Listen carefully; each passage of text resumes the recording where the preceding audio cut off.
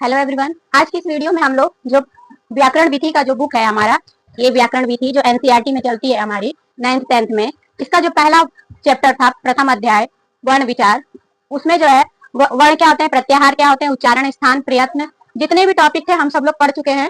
अब है क्या उसका अभ्यास कार्य, यानी जो उसका लास्ट में प्रश्न उत्तर पूछा जाता है वो जानेंगे। तो आज हम जो है पहला प्रश्न जानेंगे। पहला प्रश्न क्या है, अधोलिखितेषु प्रत्याहारेषु परिगणितान वर्णान लिखत। अधोलिखितेषु मतलब क्या होता है, नीचे। अधो मीन्स नीचे, लिखतेषु मीन्स लिखा हुआ जो है। प्रत्याहारेषु, जो प्रत्याहार, प्रत्याहार जो है मैं आप लोगों को बताऊं संक्षिप्त रूप, पहला वर्ण रहेगा और जो हमारा इत संज्ञक वर्ण होगा उसका एक वर्ण रहेगा। तो प्रत्याहार भी कैसे बनता है, क्या होता है, मैं सब बता चुकी हूँ। तो फिर क्या है आपका परिगणितान, यानी बदलना है। जो प्रत्याहार हमारा है उसको किसमें बदलना है, वर्णानान, यानी वर्णों में। लिखत मीन्स लिखिए, यानी नीचे लिखे हुए प्रत्याहारों को वर्णों में बदलकर लिखिए। प्रश्न का मतलब यही है। ये जो हमारा प्रश्न लिखा है, अधोलिखितेषु प्रत्याहारेषु परिगणितान वर्णान लिखत, कुछ लोगों को नहीं पता होगा इसलिए मैं जो है बता दी। यदि आप लोगों को पता है तो अच्छी बात है। तो पहला है हमारा इक प्रत्याहार। क्या है, इक प्रत्याहार। अब इक में कौन कौन से वर्ण आते हैं, यदि हमें पाणिनि जी ने जो सूत्र दिए हैं अयुण से लेके हल तक वो हमें याद है तब तो हम तुरंत बता देंगे। यदि हमें नहीं याद है तब क्या करना है, जैसे हमें इक में कौन कौन सा वर्ण आएगा, तो ई आएगा, उ आएगा, अ ई उ ड़ जो है हमारा जो है इत संज्ञक वर्ण है। फिर ई उ ड़ जो है नहीं लिखाएगा, फिर क्या लिखाएगा, री और री, और क जो है लिखा हुआ है तो ये आएगा।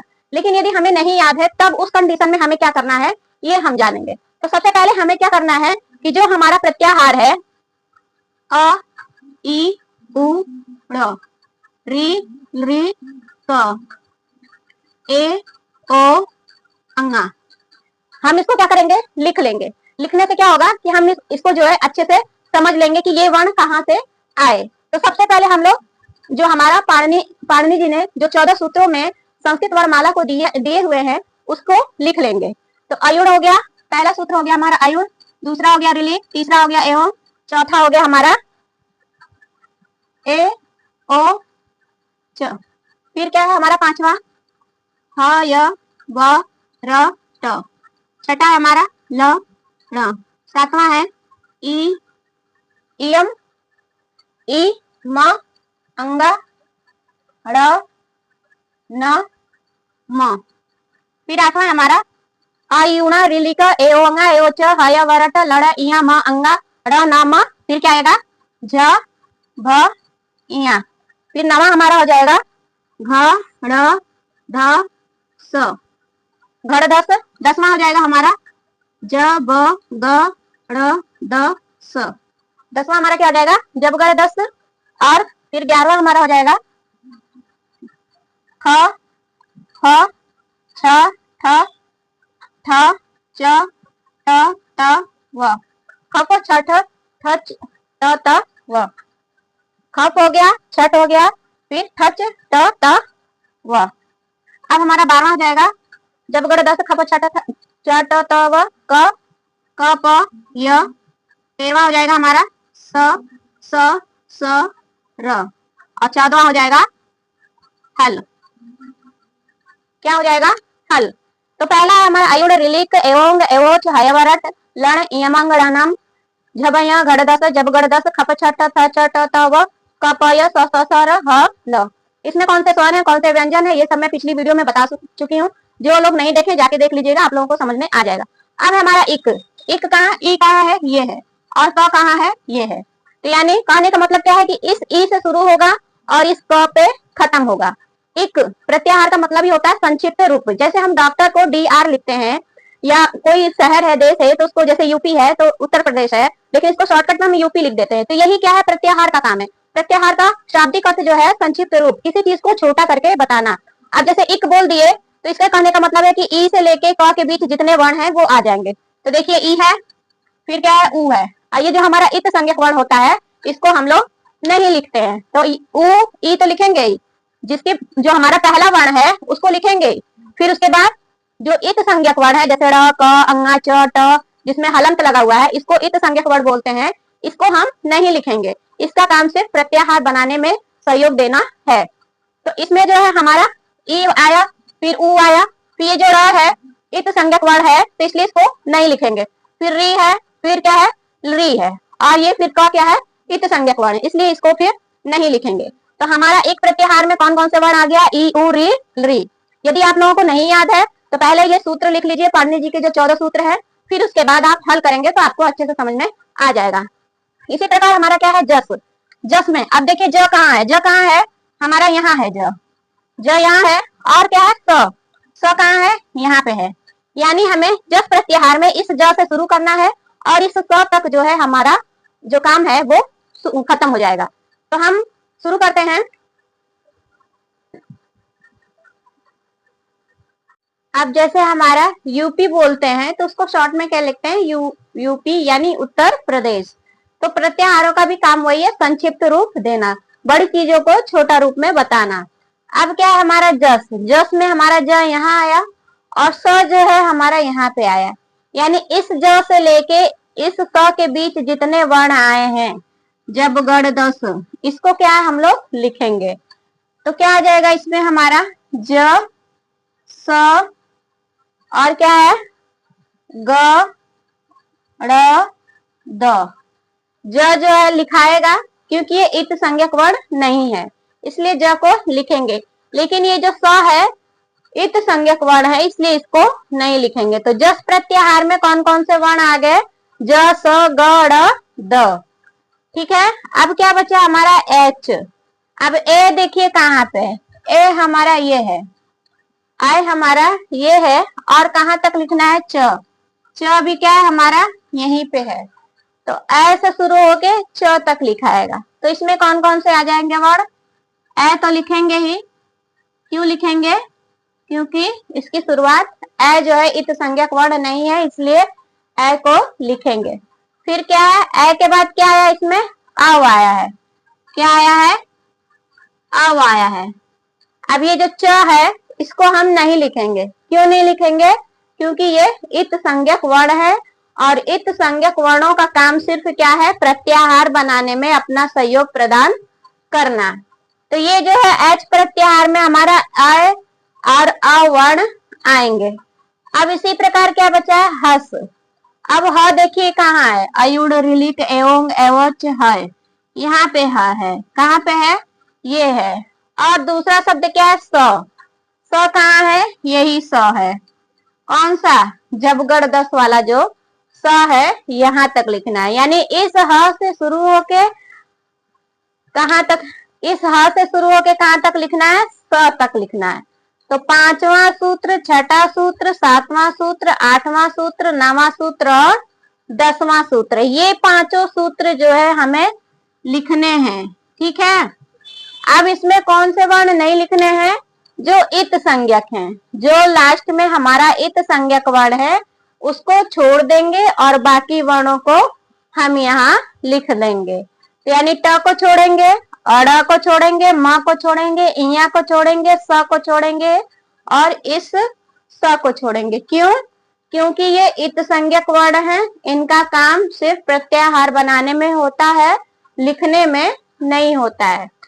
तो अब चलिए इसका लिख लेते हैं हस का।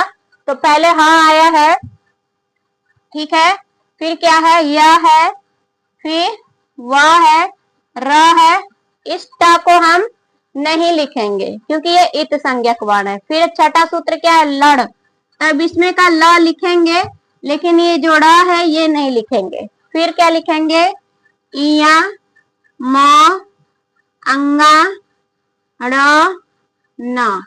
अब ये जो म है ये नहीं लिखेंगे, क्यों, क्योंकि ये इत संज्ञक वर्ण है। अब आठवां सूत्र का क्या है झ, भ, इया जो है इत संज्ञक वर्ण है इसलिए इसको नहीं लिखेंगे।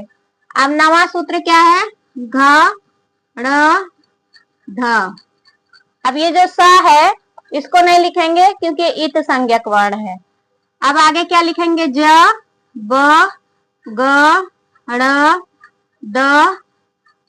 और ये जो स है ये तो हमारा यहाँ पे इत संज्ञक वर्ण है इसलिए इसको भी नहीं लिखेंगे। तो ये हस प्रत्याहार का वर्ण हो गया। अब क्या बचा हमारा अट, क्या बचा अट।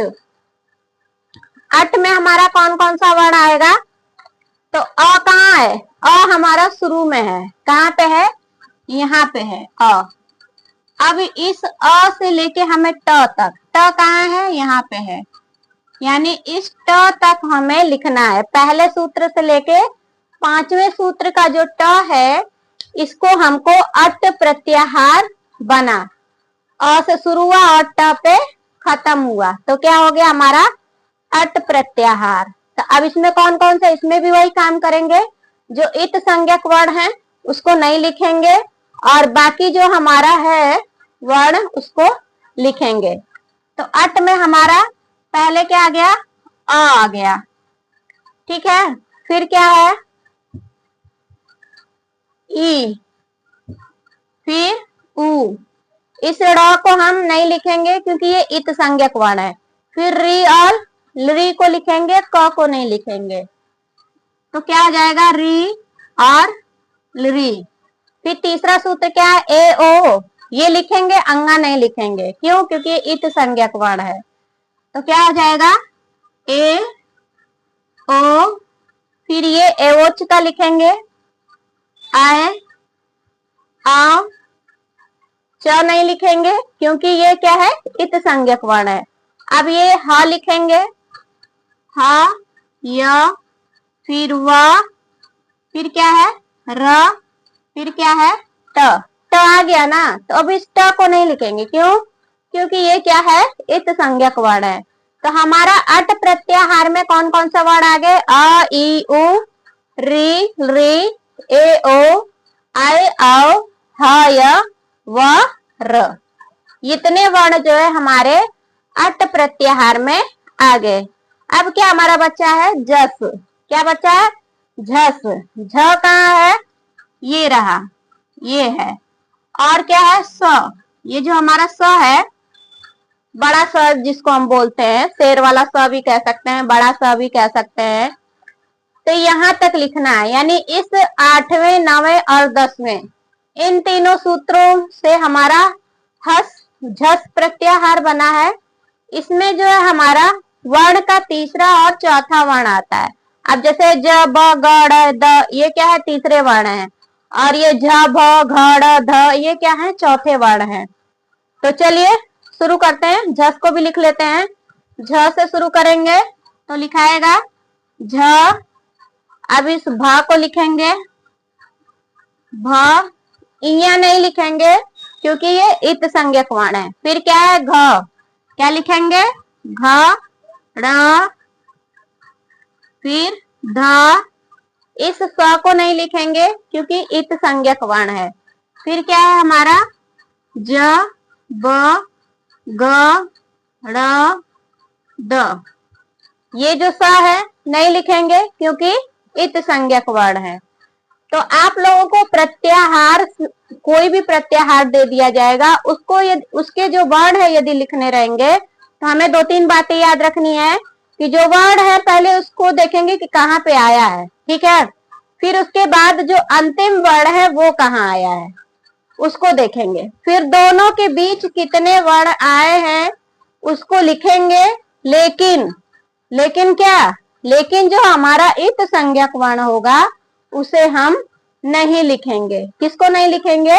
जो हमारा इत संज्ञक वर्ण होगा उसको हम लोग नहीं लिखेंगे। तो आई होप आप लोगों को समझ में आ गया होगा। जो ये हमारा पहला प्रश्न है वो जो है सॉल्व हो चुका है। तो सबसे पहले आप लोगों को बता दूं, फिर से रिवीजन कर लीजिए। अधोलिखितेषु प्रत्याहारेषु परिगणितान वर्णान लिखत। यानी नीचे लिखे हुए प्रत्याहारों को बदलिए। किसमें? वर्णों में। यानी जो ये प्रत्याहार दिया है, इक प्रत्याहार, जस प्रत्याहार, एच प्रत्याहार, हस प्रत्याहार, अट प्रत्याहार, झस प्रत्याहार, ये क्या है? प्रश्न पूछा है कि बच्चे को कितना समझ में आया है। तो ये जो है प्रत्याहार बना है। इसमें जो है क्या ध्यान रखना है कि पहला वर्ण लिखेंगे, फिर ये जो क है ये जहां पे होगा उसके बीच का जो वर्ण होगा उसको हमको लिखना है। यानी इक प्रत्याहार में कौन कौन से वर्ण आए? ई, उ, री, री। इसमें जो है हम लोग ड़ नहीं लिखे हैं, क नहीं लिखे। अब जैसे आ, ई, उ, ड़, ड़ आना चाहिए ना, लेकिन नहीं लिखे हैं। क्यों? क्योंकि इत संज्ञक वर्ण है। रील री क आता ना, ये क आया है, लेकिन इस क को नहीं लिखे हैं। क्यों नहीं लिखे हैं? कुछ लोग जानना चाहेंगे क्यों नहीं लिखेंगे। तो उसका यही उत्तर है कि जो ये हलंत वाले हैं वर्ण, ये संस्कृत वर्णमाला में इत संज्ञक वर्ण कहलाते हैं। इनका काम प्रत्याहार बनाने में होता है, लिखा नहीं जाता है इनको। तो यहाँ पे हमारा क इसीलिए नहीं लिखाया है। अब है जस। जस जस में क्या है? सबसे पहले देखेंगे ज कहाँ है। ये जो हम यहाँ पे नहीं, आपको पता है कौन कौन से वर्ण आएंगे, तो सबसे आसान तरीका मैं बताई हूँ कि पहले आप जो है पाणिनि जी का जो 14 सूत्र है उसको लिख लीजिए। अयुण, ऋलिक, एवं, एवोच, हैवरट, लड़, यमंग, नाम, झबया, घड़धस, खप, छठ, त, च, ट, त, व, कपय, स, स, र, ह, ल।